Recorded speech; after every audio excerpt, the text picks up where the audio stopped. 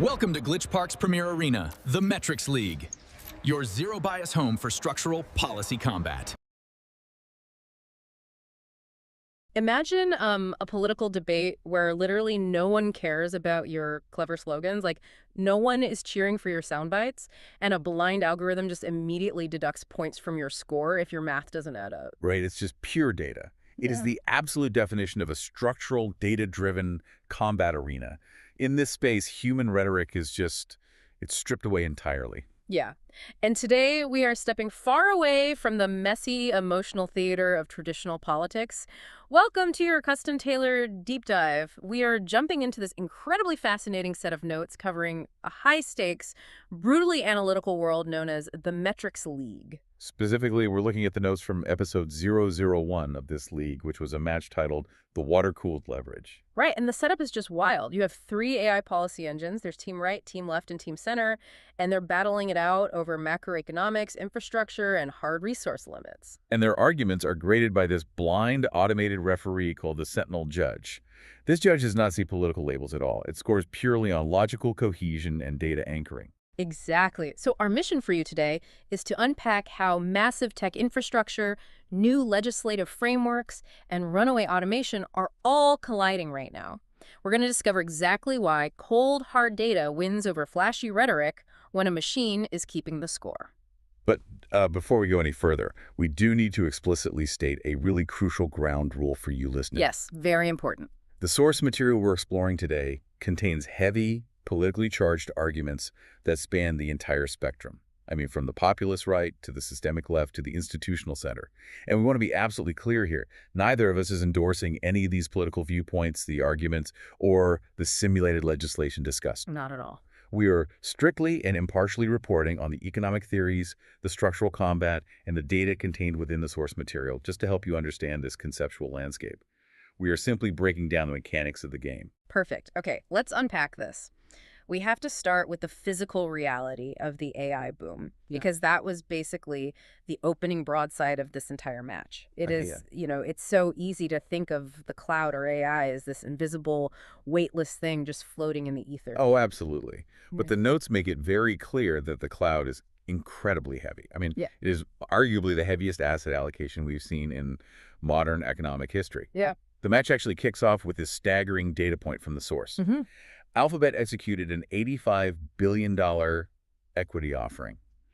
And this wasn't to hire more software developers or run some new marketing campaign. Right, which is what you'd normally expect. Exactly. This capital was raised specifically for raw, physical AI compute factories and hyperscale data center municipal water cooling. Okay, when you say hyperscale, though, we aren't talking about, like, a room full of server racks in the basement of an office building, are we? No, not at all. A hyperscaler refers to these massive warehouse-sized facilities that provide computing and storage services at a global level. And the sources cite Goldman Sachs tracking total AI hyperscaler capital expenditure, so CapEx, the money spent on acquiring or maintaining fixed assets, at an unprecedented $725 billion. $725 billion. That is...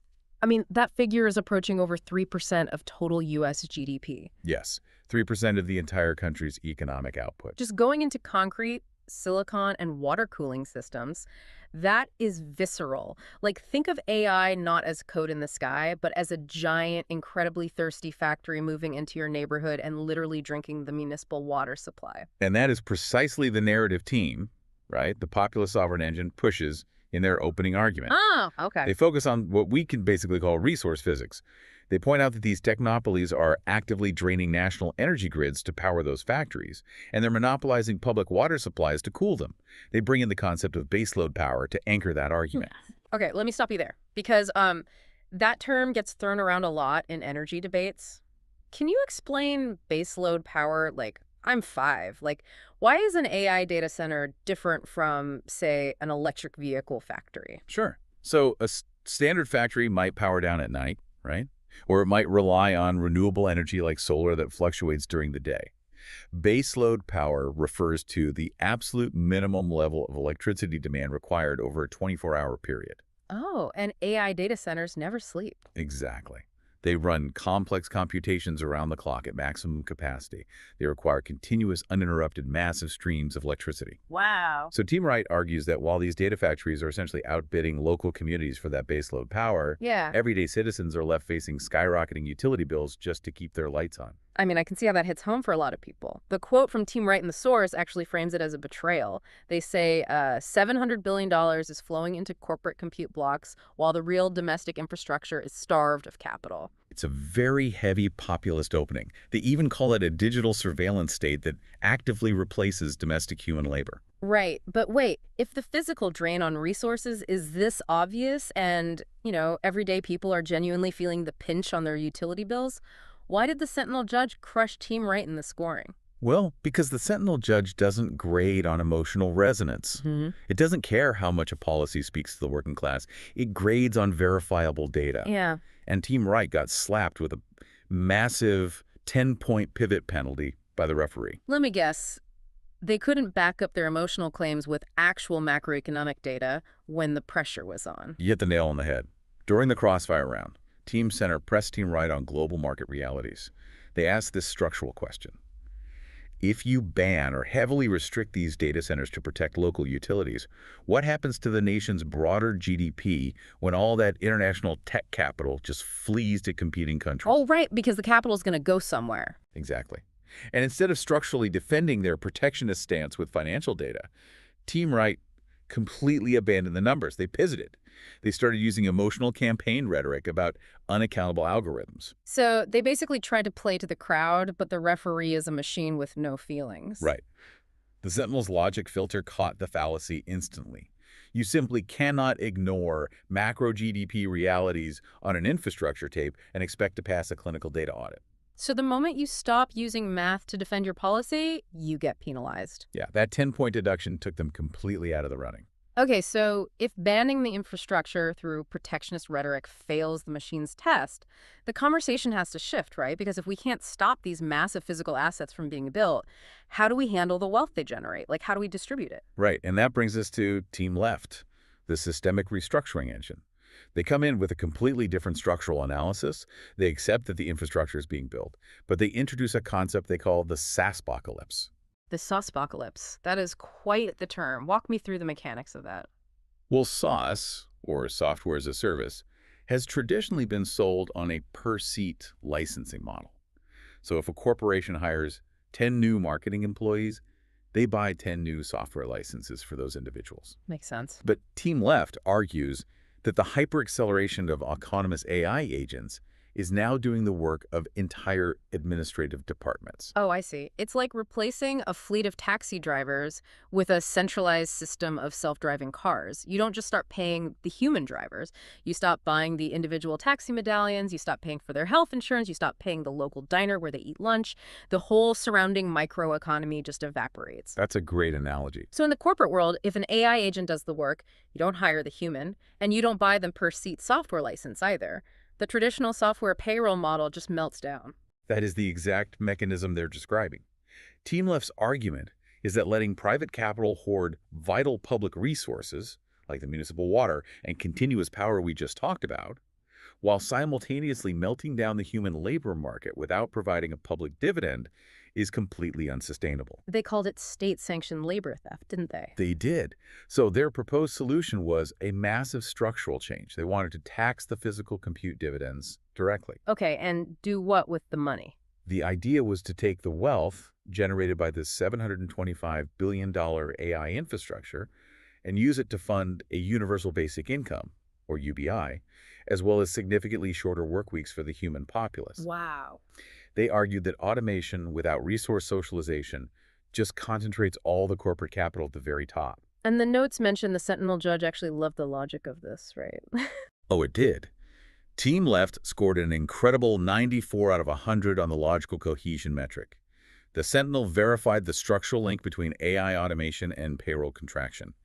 The internal logic of cause and effect was practically flawless. Okay, but here's where it gets really interesting. If their logic scored a 94, why didn't they walk away with the championship? Doesn't the Sentinel reward a flawless logical equation? It rewards logic, yes. But logic alone isn't enough if the foundation isn't real. Team Left suffered a fatal flaw in the second judging category, which is data anchoring. Wait, how can the logic be flawless but the data be flawed? Because the Sentinel flagged their model for relying entirely on hypothetical forward-looking corporate tax codes. I mean, they built a beautiful, mathematically sound logical structure, but they built it on top of laws that do not currently exist in the real world. Ah, so they were playing a game in the future. They were simulating an economy with rules they hadn't actually passed yet. It's exactly. To win the data anchoring check, the sources explicitly note that Team Left needed to anchor their math in existing statutory reality. If they wanted to model a public wealth distribution fund, they needed to map it to something currently codified in law, like the Alaska Permanent Fund. Right, something that actually exists. Right. And to quantify the sexpocalypse, they couldn't just point to theoretical trend lines. The Sentinel needed empirical, verified data points. Things like current Bureau of Labor statistics, white-collar employment contraction rates, or active software seat subscription churn metrics. Because they use hypothetical taxes instead, their data anchoring score just tanked. Okay, so if emotional populism from Team Right fails the data test, and hypothetical future taxes from Team Left fail the reality test, how do you actually govern this much corporate power in the present reality? Like, what actually wins in this arena? That brings us to the victor of episode 001, Team Center, the institutional stability engine. They won the match by a razor-thin margin of just 0.8 points. A 0.8 margin. That is a photo finish. It really is. Yeah. And they achieved it through pure clinical data anchoring mapped directly to current legislative reality. They might have lacked, the rhetorical fire of the right or the grand utopian vision of the left, but they pinned every single defensive claim to verifiable financial disclosures and active laws. Let's break down their argument then. How do you statistically defend tech monopolies taking up 3% of the U.S. GDP just to build their own private factories? Well, they framed the AI expansion as a strict defensive national security imperative. They actually called Team Right's protectionism a Luddite economic death wish that surrenders global dominance to foreign adversaries. I mean, strong words, but Team Rights used strong words too and got penalized. So how did Team Center anchor that in data? They proved the demand wasn't an empty speculative bubble like we saw in the early .com crash. They pointed directly to Google Cloud's massive, contractually committed $460 billion revenue backlog. Wow, almost $500 billion in backlog. Yes, and they also highlighted a verified 63% year-over-year revenue acceleration. So they're telling the algorithm, look, this isn't theoretical. The enterprise demand is real. The contracts are already signed. And what about Alphabet's $85 billion funding surge we mentioned earlier? Team Center used that as a capital shield. Yeah. They pointed out to the Sentinel that it was structured as an equity offering. Oh, let me make sure I'm getting this. By issuing equity-like, selling shares of the company, they bypass the banks entirely. They aren't taking on massive loans to build these data centers. That is the crucial mechanism, yeah. By avoiding high-interest bank debt, the corporation maintains what the sources call clean corporate leverage. They proved the corporations weren't over-leveraged, which satisfied the algorithm's financial stability checks. Smart.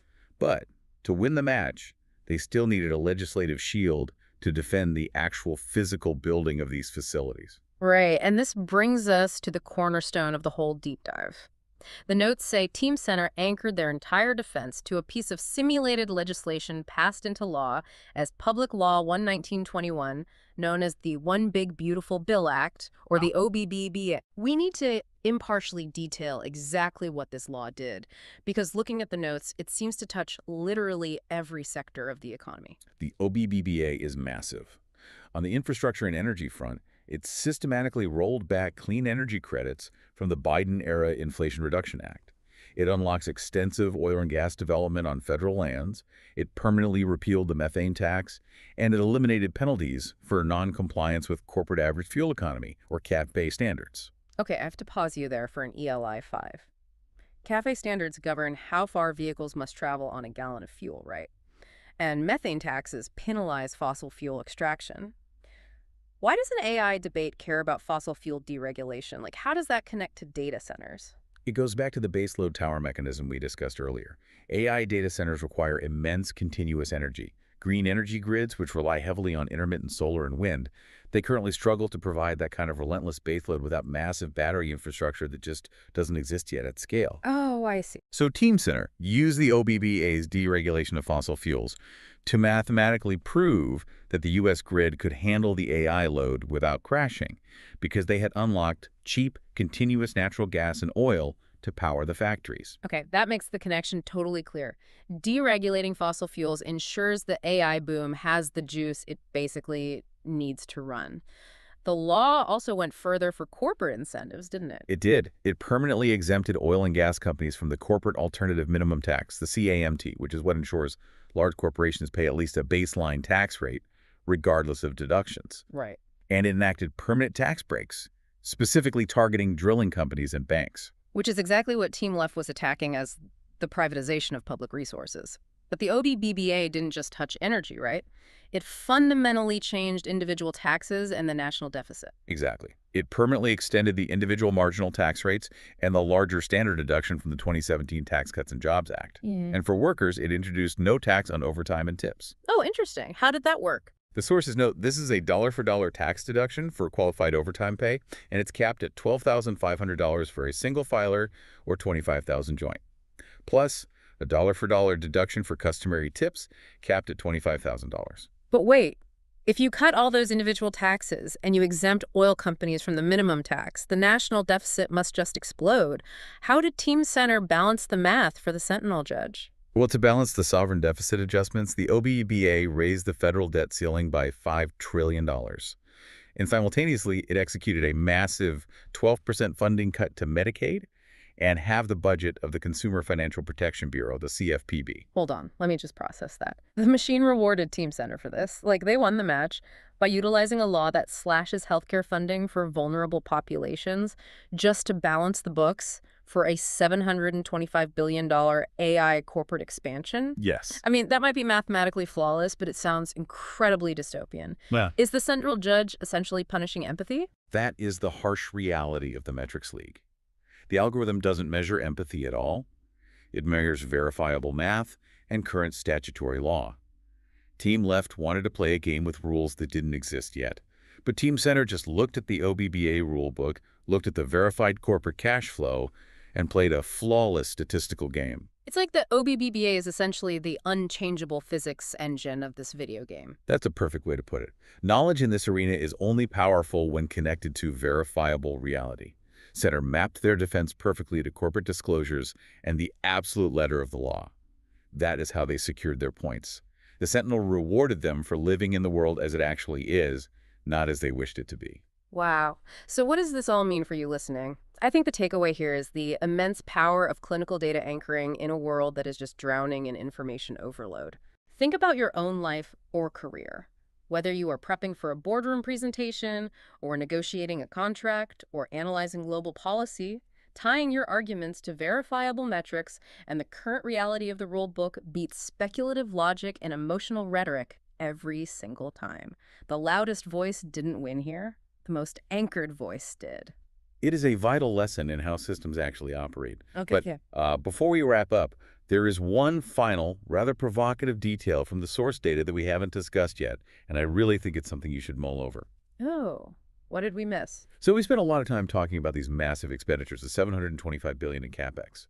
But the sources note a specific estimate from Bank of America. They estimate that these tech giants are dumping 90% of their operating cash flow straight into physical infrastructure. Wait, 90%? 90%. And Berkshire Hathaway just validated this market shift with a massive $10 billion private placement. So I want you to ponder this. If 90% of all cash generated by the most powerful, profitable companies on Earth is being converted directly into concrete, copper wiring, and municipal water cooling, what happens to the rest of the global economy when the tech sector simply has no liquid cash left to spend on anything else? Wow. If all the money is tied up in the physical pipes, there's nothing left to flow through them. That is a heavy thought. It really is. But remember, in the world of the metrics league, the machine doesn't have the final say. The community has a voice, too. The sources point out that there is a plus 2-point bonus vote happening right now on the Glitch Park Media X account. Yeah, it's a good reminder that while data anchors the debate, human consensus still shapes the ultimate outcome. Absolutely. So keep digging into your own sources, question the assumptions of the arguments around you, and stay curious. Because when you step into the muddy waters of the real world, you want to make sure your arguments are actually plugged into the facts. Until our next deep dive, keep analyzing.